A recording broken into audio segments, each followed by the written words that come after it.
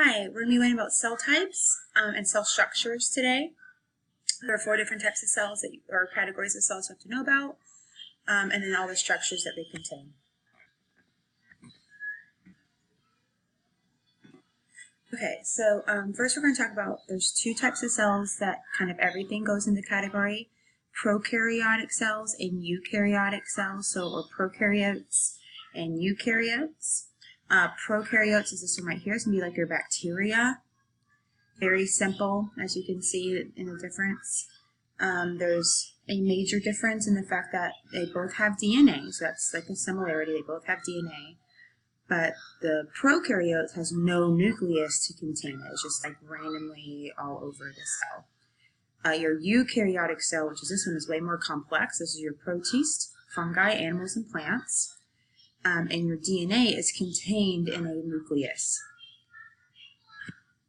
Alright, so we'll start with eukaryotic cells. It's cells that are enclosed in their nucleus, as we just talked about. So your DNA is going to be wound up inside of a nucleus. So it's inside of a structure. Again, your organisms are your protists, fungi, plants, and animals. We'll talk mostly about this type of cell. It's highly specialized. Each organelle has its own job. It's larger and more complex, and it has a lot more of those organelles. There's an easy way for you to remember. Euc sounds like nuke, so eukaryotes have nuclei. Prokaryotes, no. So prokaryotes have no nucleus. Their DNA is just kind of spread out throughout the structure, and you can see all the different organelles. It's very simple. The organelles that both prokaryotes and eukaryotes contain: ribosomes, which are for proteins, vacuoles, vesicles, chloroplast, cell wall, and cell membrane. So those are some things that also, like your eukaryotes and prokaryotes, carry together. Even though they have a limited amount of organelles, they still carry out like the living organism things, because it is living. So they grow, reproduce, and respond. So now we're just going to focus only on eukaryotic cells. I will tell you some of the structures that are in both, but mostly what we'll be covering are those. So plant versus animal. So when we're talking about eukaryotic cells, you have an animal cell and you have a plant cell. There's a difference when you're looking at it. Your animal cell, as you can see right away, it's more oval, and your plant shape will be more for rectangular or square. Your plant cells will be green because they have something called chloroplast that goes through photosynthesis, and it contains a green pigment called chlorophyll. Plant cells will have a cell wall, so you can see the wall here, and their vacuoles are really big. So this whole thing is supposed to be a vacuole because vacuoles contain water, and plants, as we know, hold a lot of water. And animal cells will be a small vacuole. So those are some things that are different between animal and plant cells when you're looking at it. So if you're trying to identify what the cell is, that's something you can tell. So now we're going to talk about all the different organelles. So I'm going to go one by the organelles. For each organelle, you're going to know if it's prokaryotes, eukaryotes, or both. You're going to know the function and what it looks like. We're going to start with the nucleus. Of course, eukaryotes only. I'll fix that. So when you read this in your notes, I'll put you, so my bad. So prokaryotes have no nucleus. This should say eukaryotes only. In your notes, that will be corrected. The function, so remember euc, nuke. The function of your nucleus is to contain your cell's DNA. With it, the coded instructions for making proteins and other molecules. So we're kind of starting off on the DNA train here. So the coded instructions are all in here, and they're going to leave in a minute. On the outside, you have something called a nuclear envelope. Just remember, an envelope goes on the outside of a letter. So it goes on the outside of your nucleus and has 2 double membranes as a double membrane. Next, we have something called a ribosome. This is in both prokaryotes and eukaryotes. So this would come, so it's small particles of RNA. So after, basically, and we'll learn more about this next week, but from your nucleus, you get your coded instructions to make proteins, and then it would attach to this. So your ribosome has RNA, that produces proteins. You're going to find it either in the cytoplasm, which is the gooey part of the cell, all this part right here, or you'll find it in the ref ER. So that's your ribosome. So ribosomes produce proteins. The endoplasmic reticulum, you have two different types. This is eukaryotes only. You have two different types. You have a rough ER and you have a smooth ER. You can tell the rough looks rough because you literally have those ribosomes on there. Those are all those little dots. The ribosomes, again, are making proteins. And then you have a smooth ER or smooth endoplasmic reticulum. There are no ribosomes that are found on the surface, but they do have enzymes that make lipids. They detox for drugs, and they also make carbohydrates. So that's happening in your smooth ER. So rough ER makes proteins because you have your ribosomes there. Smooth ER does not have ribosomes. It looks smooth, but you're making lipids, detoxing for drugs, and carbohydrate synthesis. Just so you guys know, synthesis means to create. So it makes carbs. The Golgi Apparatus, eukaryotes only.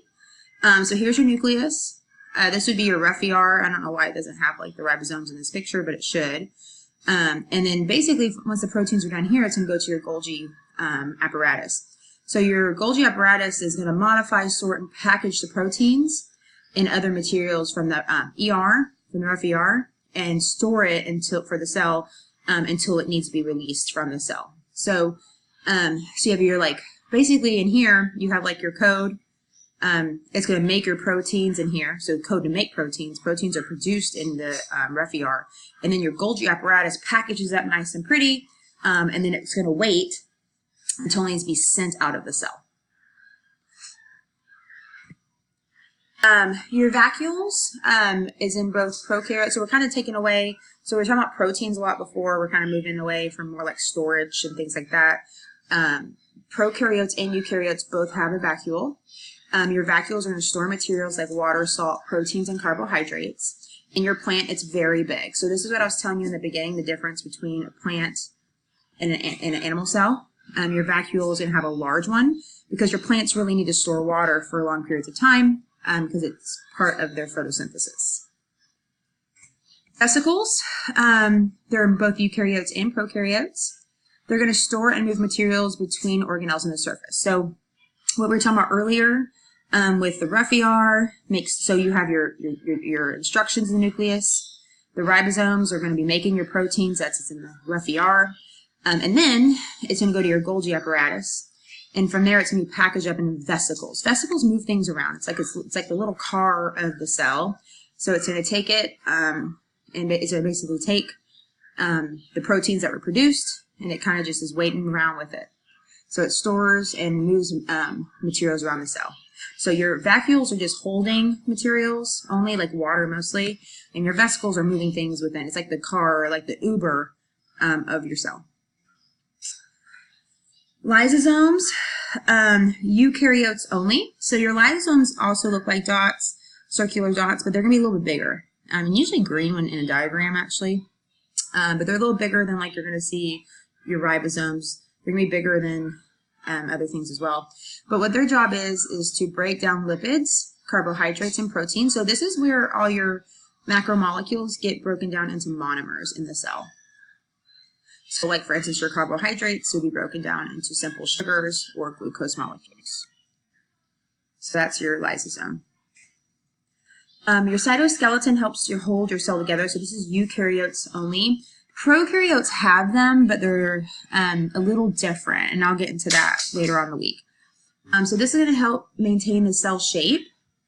So like this would be like if you're looking within the cell, you would see all these different structures. Actin, they're called microfilaments called actin and myosin, but they hold the cell together, and it helps its shape, and it also has a little bit of movement as well. It's always moving and moving things around. Chloroplast. So your chloroplasts are in eukaryotes, but plant cell only. It's what gives that green appearance. Its function is to capture energy from the sun, convert it into chemical energy, and store it as glucose for photosynthesis. Chlorophyll is what's in here that makes it green. So chloroplast. The mitochondria, so this is eukaryotes. This is in both plants and animals. If I don't specify, it's in both.